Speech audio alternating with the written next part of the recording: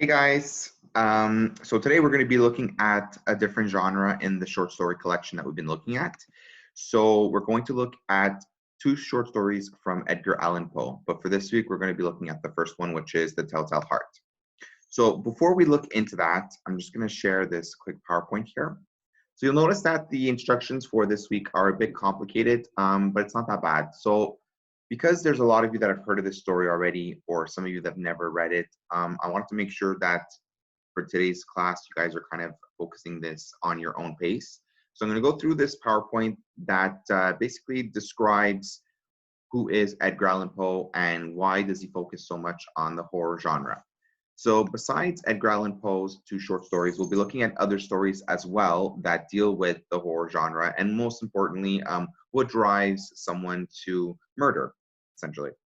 So Edgar Allan Poe, and this is the altered state of mind and the theme of perversity. Now, perversity is not to be confused with someone that is perverted. Perverted is like a sexual deviant. Perversity has something to do with a way of thinking, and we'll explain that in the next slides. So the horror fiction, other known as horror literature, is a genre of literature which is intended to or has the capacity to frighten, scare, or startle its readers by inducing feelings of horror and terror. Often the central menace of a work of this horror fiction can be interpreted as a metaphor for the larger fears of society. So usually these monsters that we're afraid of are representative of something we're actually afraid of in today's society. So for Edgar Allan Poe, see this wonderful picture of him, black and white, because he's dead.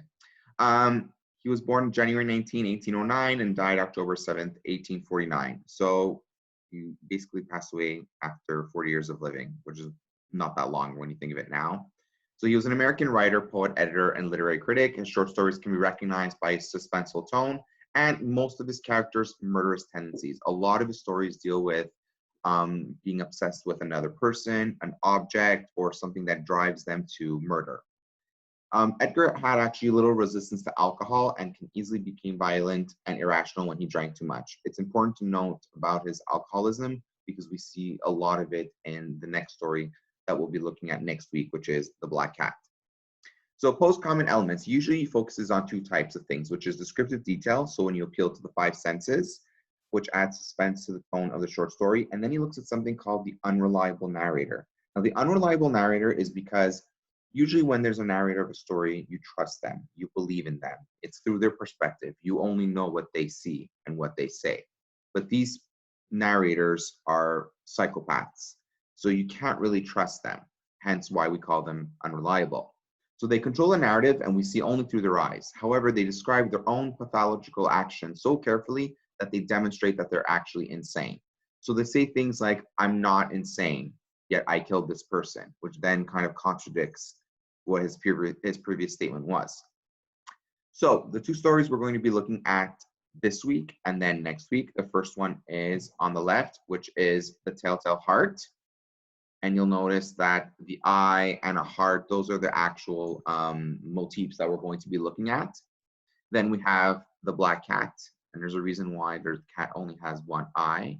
So the eye is actually a very shared symbol in both of these stories. Now, we have to ask ourselves, what drives the narrators and characters into the alteration of their mind? Because it's a very prominent theme. So basically, what we're asking is, what drives these people insane?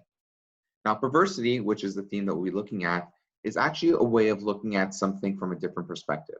So for us, we think something like Little Mermaid, Flounder, are beautiful creatures under the sea. You get the whole Disney vibe. So for us, this is something that's normal. But for Edgar Allan Poe, this is not normal at all. He sees this as a problem. This infuriates him. Instead, he sees this as being normal, which is quite the messed up version of Little Mermaid. Now, what drives a person to be in this altered state of mind? So we have things like trauma, paranoia, insanity, perversity, obsession, deterioration, and of course, disability. These are all things that can alter the way you think or perceive something. Now, concerning perversity, the theme of perversity, what is perversity? It's a deliberate desire to behave in an unreasonable or unacceptable way. So it's an urge that you have to do something wrong. And it's also believing that doing this something that is wrong is perfectly okay. which obviously thinking of murdering someone is not okay. So to think that you think that's normal, well, it's a problem. Now, the telltale heart. We're introduced to this first narrator. He is unknown. We don't know his name.